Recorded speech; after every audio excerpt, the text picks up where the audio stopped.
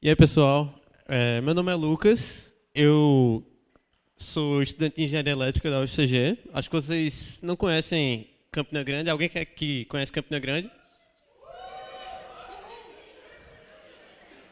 Oxe, eu tô feliz agora. E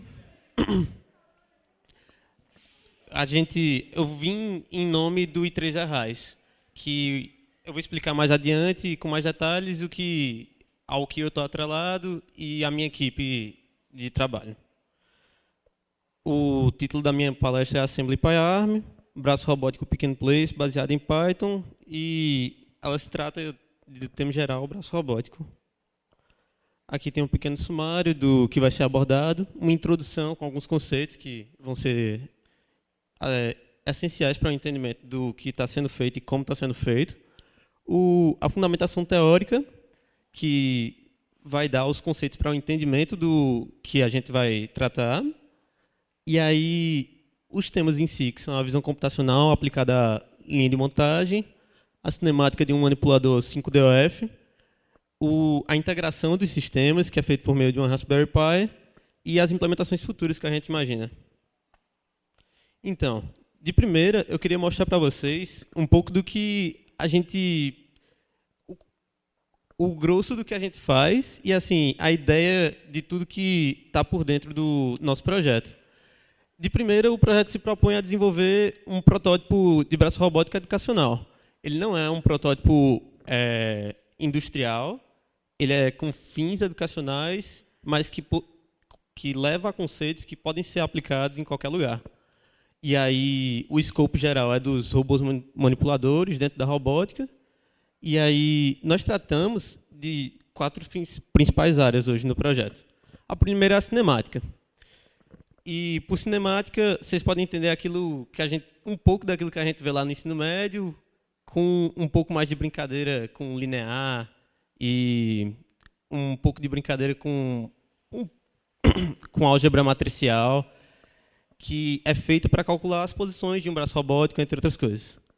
A visão computacional, que enxerga o mundo ao redor do braço e pode fazer ele dar significado a esse mundo e poder interagir com ele. O hardware e a modelagem 3D. No caso, também queria dar um pouco de enfoque à origem do projeto, que se deu em desenvolvimento de próteses para deficientes. Isso é, a gente começou com a ideia de utilizar a leitura de impulsos neurais por eletroencefalograma, que é feita através de um capacetezinho bem bonitinho que você bota aqui com os sensores. E depois disso, a gente precisava de um braço, e a partir daí a gente precisava de um meio do caminho também. A gente decidiu que o meio do caminho ia ser a visão computacional, enquanto ia sendo desenvolvido em paralelo a leitura de eletroencefalograma, que é um pouco mais complicada. Ao lado vocês podem ver o modelo do nosso braço atual, que é tirado do How to Mechatronics. Aqui estão os integrantes voluntários que participam hoje ativamente do projeto. Danilo Gomes de Andrade, Douglas dos Santos Gomes, Lucas Fernando Andrade Costa, que sou eu, e Liang Leme de Medeiros. Cada um desses se desenvolveu de maneira especializada dentro do projeto para desenvolver uma dessas áreas que foram colocadas. E aí a gente sente que a gente chegou nesse projeto sem nenhum conhecimento e hoje conseguiu desenvolver várias coisas, várias expertises em cada área. E assim, é fenomenal como o trabalho voluntário realmente se deu bem nesse projeto. E aí eu queria explicar para vocês o contexto acadêmico no qual foi desenvolvido o projeto. O ramo estudantil de 3E, quem aqui conhece o ramo? O I3E, no caso. O I3E, ele se trata de uma instituição de engenheiros eletrônicos e eletricistas, que é uma das maiores comunidades técnicas do mundo. E aí, o I3E desenvolve atividades na área, incentiva a atividade dos estudantes e dos já formados, ou então pós-graduandos, professores. E aí, na UFCG hoje, a gente tem um ramo I3E, assim como em vários outros cantos do Brasil. o I3L tem uma sociedade de robótica e automação chamada RAIS, e a gente criou um capítulo da RAIS no nosso ramo estudantil I3E da UFCG, que tem suas atividades desenvolvidas no laboratório de robótica. Então, eu vou me aprofundar um pouco mais agora na fundamentação teórica e explicar um pouco do funcionamento realmente básico do robô e de vários robôs que são desenvolvidos na área. A gente tem os motores. Os motores são específicos para a aplicação. A gente usa servomotor, que ele é um motor que consegue definir a posição em que seu eixo está. Então, ele é muito útil na hora de você querer uma posição exata e aí você poder dizer, vá para tal angulação. E ele vai para essa angulação. No caso de um braço robótico, você tem vários eixos, um motor em cada um daqueles eixos, e eles vão definir a posição final do end effector, que seria a garra. O microprocessador Raspberry Pi. O Raspberry Pi, eu acho que é do conhecimento da maioria daqui também. Vocês deu uma levantadinha. Pronto, o Raspberry é familiar a todos e serviu como nossa plataforma de integração e de processamento massivo de dados. O microcontrolador Arduino, que é para conexão direta a hardware de maneira mais fácil e facilitada, né? E a estrutura física nossa foi feita com peças impressas em 3D. Aqui nós temos as características principais do nosso robô. O robô ele tem 5 DOF. E aí, essa é uma nomenclatura da robótica para degrees of freedom ou graus de liberdade. Isso se refere à quantidade de eixos que ele tem e pode dizer um pouco sobre o braço em relação à mobilidade dele, entre outras coisas. Ele possui topologia apropriada para pick and place e utiliza controle baseado em visão, já que é aquele meio do caminho que a gente tinha conversado antes de chegar à leitura de eletroencefalograma.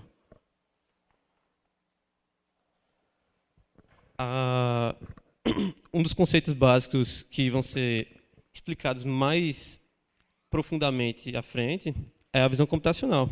E aí aqui eu queria colocar só o basicão mesmo da visão computacional. Vocês podem ver aqui um exemplo de visão computacional com identificação de objetos de uma cozinha. E aí ele consegue diferenciar objetos por seus formatos e cores e assim dar um entendimento ao software do que está ao seu redor.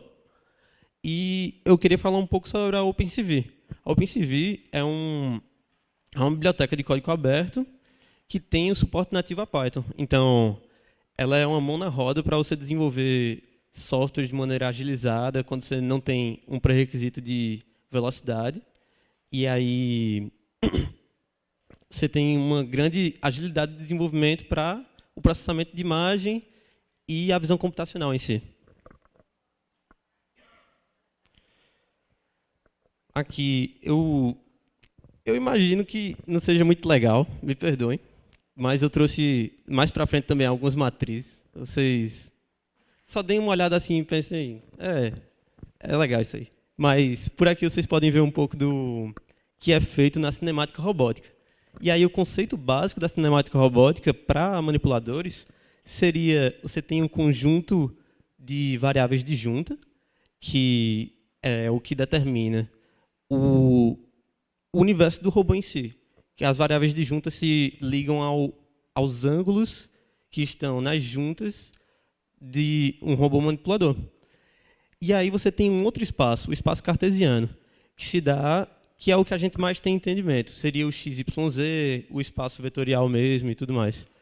E no caso, o que a cinemática tem como atividade é fazer a transposição entre esses dois mundos, digamos assim. Você tem o mundo das variáveis de junta e o mundo do espaço cartesiano. E para transpassar desses dois mundos, você usa a cinemática direta para ir das variáveis de junta para o espaço cartesiano e a cinemática inversa para ir do espaço cartesiano para as variáveis de junta. No caso, a gente vai se focar um pouco mais na cinemática inversa.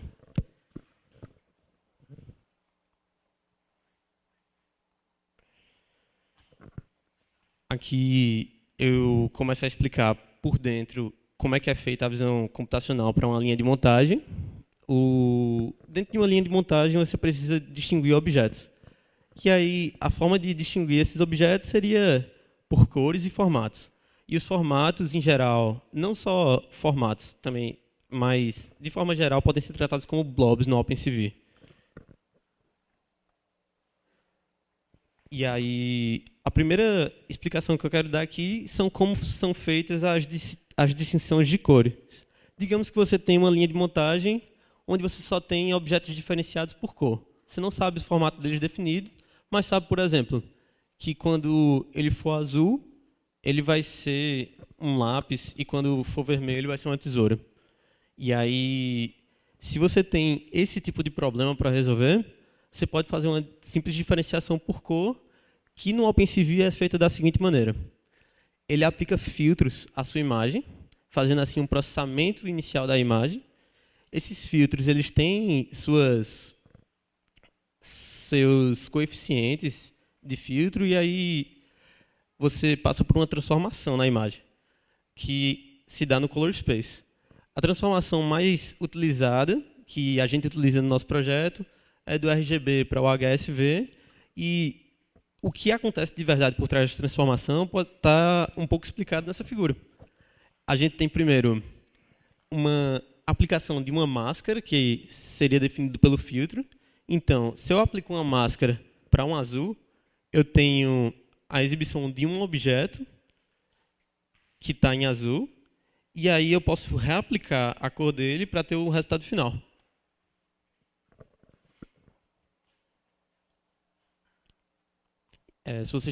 Se alguém tiver alguma dúvida no meio do caminho, fiquem à vontade. E aí a gente volta para os formatos, né? Os formatos eu acho que é a parte que eu mais gosto. E aí você tem uma identificação e classificação pelos formatos, que se dão por meio dos blobs. E os blobs, na verdade, são aglomerações de pixels que têm uma característica em comum. E aí, a partir dessa característica em comum, você consegue dizer que tipo de objeto ele é, ou você consegue distinguir pela área, pela claridade, pela circularidade, inércia e a concavidade. Aqui eu vou tentar dar uma noção básica do que acontece na cinemática inversa, na cinemática de um manipulador 5DOF. Mas antes eu vou mostrar um vídeo para vocês da nossa visão computacional aplicada. E aí, então, inicialmente eu posso dizer para vocês que a gente desenvolveu, para facilitar o trabalho, uma interface gráfica para alterar os coeficientes do filtro e assim gerar máscaras para determinados objetos que a gente estivesse trabalhando no momento, de maneira rápida e sem complicações.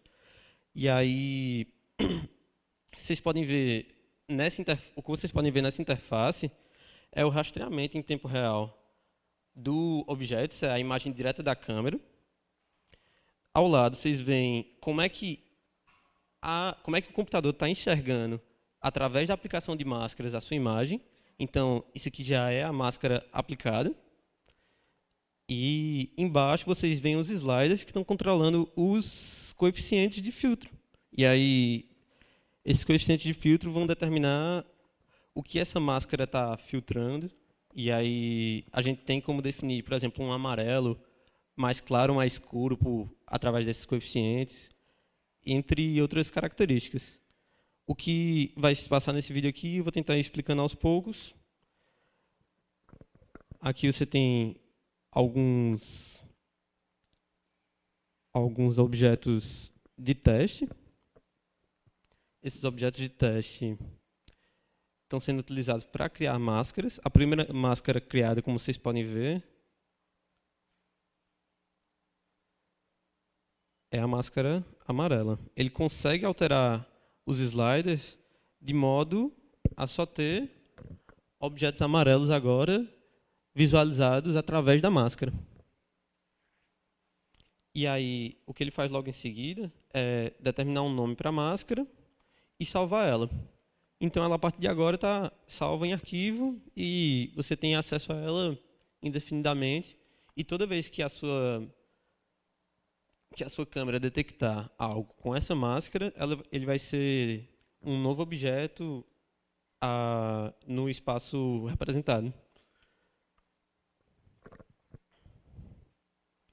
Agora ele vai tentar... Ele conseguiu isolar o azul. Está tentando refinar o resultado do azul, isso é, assegurar que vai ser só pego o azul pela máscara. E salva a máscara. Ele retira os outros objetos da imagem para poder utilizar a segunda função da nossa interface. Sim, um detalhe, tudo é feito em Python, 100%. Desde o processamento da imagem, o OpenCV com sua visão computacional, até a questão da interface gráfica, a gente fez questão de realmente transformar o processo todo em algo baseado em Python. O que ele está para fazer agora é algo que é de extrema importância para o funcionamento de um braço. Se vocês conseguirem ver aqui embaixo, dá para ler esse botãozinho? Ele está com os dizeres calibrar origem. Esse de cima também não dava não, né? Eu achava que dava. Mas era salvar máscara, que é para cada máscara definida. E aí, o que é que ele faz com calibrar origem? Ele utiliza o único objeto que tem na imagem para definir qual é a origem da cinemática que vai ser utilizada no braço. Qual o ponto zero, o 000 no XYZ. E aí, essa calibração agora vai acontecer de acordo com a posição desse objeto amarelo, que é o único em tela. E se vocês puderem, eu acho que não dá para imaginar que isso é um braço segurando, né? Mas isso é o braço segurando o objeto e ele está 100% colocado na vertical. Então, é a maneira que a gente encontrou de calibrar a origem a partir da visão computacional e aí poder utilizar esse resultado da origem para calcular a cinemática que vai ser mostrada a seguir.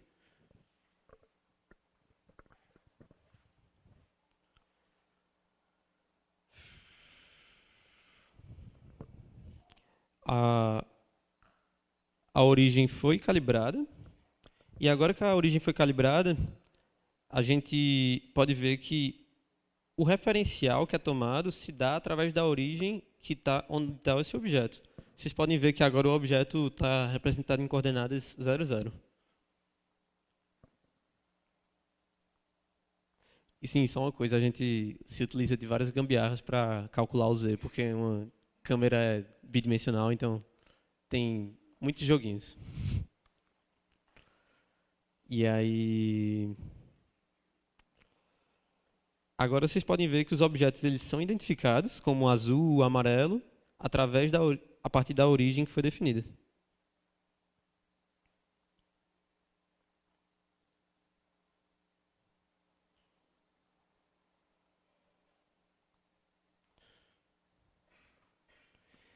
E aí...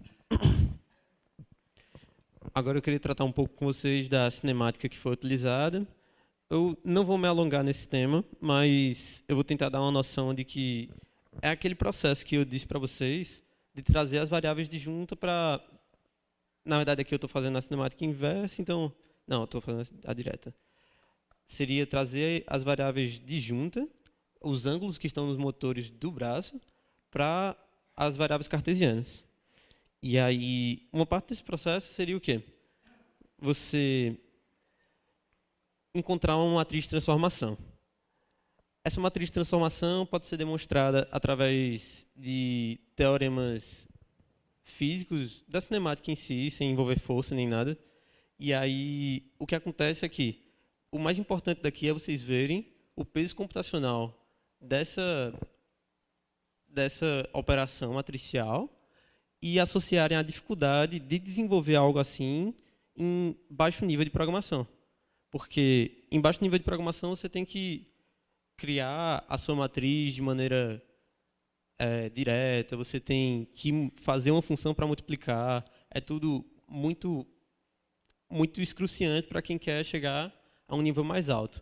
E é essa a grande chave do Python em meio à robótica. Você pode esquecer os problemas da programação básica e se focar em desenvolver os teoremas principais e realmente avançar com a robótica. É isso que é o propósito de poder utilizar uma linguagem de mais alto nível. E o que vocês podem ver aí é que a biblioteca que eu acho que todo mundo já imaginou que vai ajudar imensamente é a NumPy. A NumPy tem um poder de ajudar com matrizes impressionante. A gente tentava fazer isso antigamente na mão que eu digo com C, C++, e o diferencial de utilizar a NumPy é astronômico. Foi simplesmente sensacional em velocidade de desenvolvimento. É só um detalhe, tem várias coisinhas, não é só a NumPy que é utilizada, a SciPy é utilizada para otimização do processo, porque existem vários... No processo de você determinar a cinemática inversa ou direta, você tem, por exemplo, eu tenho aqui meu braço, e ele pode ser tomado como exemplo. Eu tenho minha junta do ombro, minha junta do cotovelo, o pulso e os dedos. E aí, no caso, no momento em que eu defino um ângulo para cá e outro ângulo para cá, eu tenho uma posição final. O que acontece é que eu tenho várias maneiras de alcançar essa posição final. Digamos que eu fizesse, meu braço vem para cá e para cá. Não, não dá muito certo não. Mas o braço robótico ele gira total, pensem nisso. Aí, o que acontece é que você tem alguns problemas de simplificação, algumas convenções que podem ser determinadas, que são resolvidas também pela SciPy. E algumas outras bibliotecas que a gente se faz uso ao longo do processo de desenvolvimento. Mas o que se faz realmente claro para a gente hoje é que a simplificação de codificação com o Python para a robótica é fenomenal. E aí, agora eu queria mostrar para vocês um pouco da integração dos sistemas. Na Raspberry Pi, a gente tem... Eu vou tentar explicar primeiro o sistema como inteiro. Você tem a câmera gera seus frames, que são as imagens. Os frames da câmera entram no processador para serem processados inicialmente pela visão computacional. A visão computacional, como vocês viram no vídeo, gera posições cartesianas, x, y, z. E aí, essas coordenadas cartesianas do alvo, que seria o que está sendo procurado, são enviadas para a cinemática inversa. Vocês lembram que a cinemática inversa ela traz as variáveis cartesianas, as coordenadas cartesianas para as variáveis disjuntas. E aí, da cinemática inversa, você tem as variáveis disjuntas saindo direto para o hardware. Eu tratei como hardware tudo que está fora da Raspberry Pi, por ser mais próximo de hardware do que de software realmente. Arduino é hardware e software, mas é muito mais próximo de software, de hardware, desculpa. E aqui vocês podem ver que os dois principais sistemas do nosso braço robótico hoje estão englobados na Raspberry Pi e feitos em Python. Então, todo o processamento massivo é feito dentro dela e nós temos a conexão entre todos os sistemas a partir dela, configurando assim a integração. Aqui, eu não vou me alargar muito no hardware auxiliar, é só dizer que a gente utiliza o Arduino para emular sinais PWM, que são modulações em largura de pulso.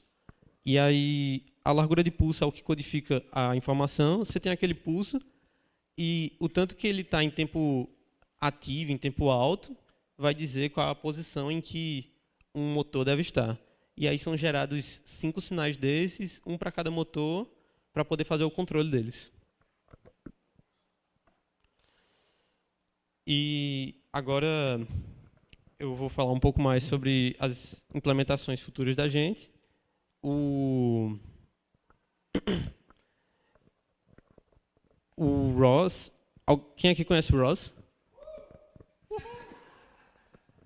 Boa, boa, boa, boa. É legal mesmo. Aí, ROS, que é a sigla para Robotic Operating System, a gente optou por utilizar com Python também, que está sendo implementado nesse momento. E ele tem uma versão para o Python que é o ROSPy. O ROS, por si, é um framework, é um conjunto de bibliotecas, na verdade, para agilizar o desenvolvimento de robôs e tornar mais robusto esse desenvolvimento de maneira a você ter tanto uma mobilidade quanto uma modularidade dos sistemas envolvidos.